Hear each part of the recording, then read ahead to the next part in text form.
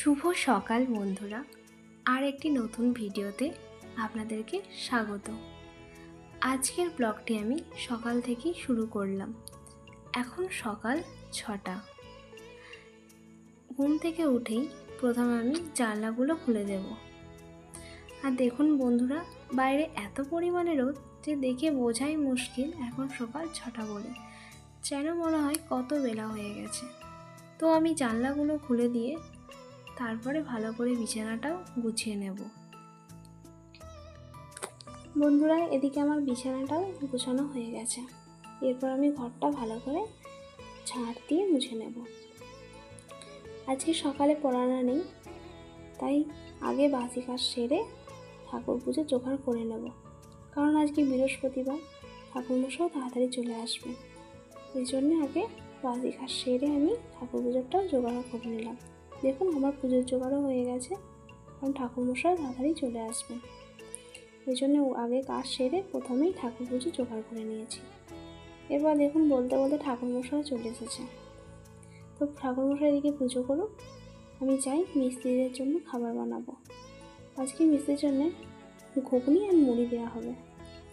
দেখুন বন্ধুরা, আমাদের বাকুলে সকাল থেকে এত পরিমাণে রোদ বেরিয়েছে, দেখে বোঝাই যাচ্ছে না যে বর্ষাকাল বলে। আমাদের এদিকে তো বৃষ্টিই হয়নি। আপনাদের দিকে যদি বৃষ্টি হয় তো কমেন্ট করে জানাবেন। আর আমাদের দিকে রোয়া পুরোপুরি বন্ধ, বৃষ্টি না হলে রোয়াও যাচ্ছে না।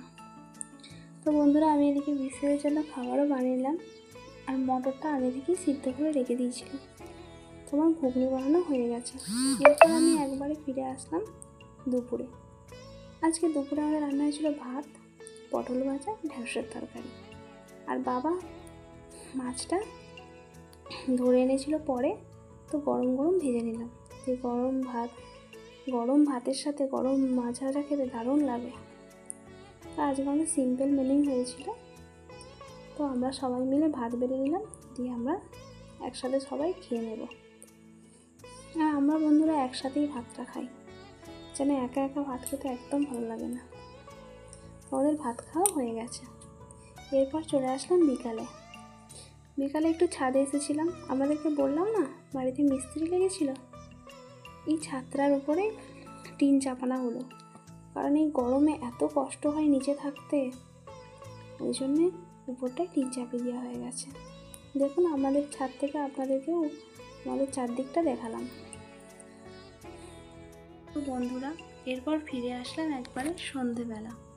এদিকে আমার সন্ধে দেওয়া হয়ে গেছে, আর মাও গেছে দোকানে, যে কারণে আমি রাত্রে খাবার করে নেব। আর রাত্রে খাবার করার জন্য আমি এখানে আটাটা আগে চেলে নেব। আর বন্ধুরা, আমার ভিডিও যদি আপনাদের ভালো লাগে তাহলে অবশ্যই একটি লাইক, কমেন্ট, শেয়ার এবং সাবস্ক্রাইব করতে একদম ভুলবেন না। তো বন্ধুরা, ভিডিওটি আমি এখানেই শেষ করছি।